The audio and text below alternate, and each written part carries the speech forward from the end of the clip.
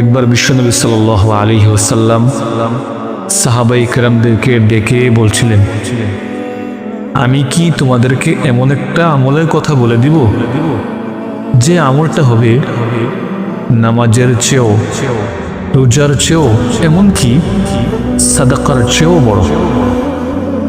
সাহাবায়ে কেরাম আশ্চর্য হয়ে আরজ করলেন, হে আল্লাহর রাসূল সাল্লাল্লাহু আলাইহি সাল্লাম, নামাজের চেয়েও বড়, রোজার চেয়েও বড়, এমনকি সাদাকার চেয়েও বড়, এটা কি আমল?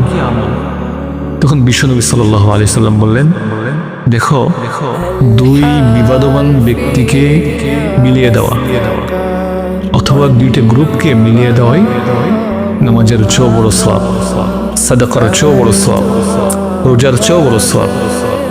আল্লাহ তাআলা আমাদেরকে দুইজন বিবাদমান ব্যক্তিকে একত্রে মিলিয়ে দেওয়া তৌফিক দান করুন, বলুন আমিন।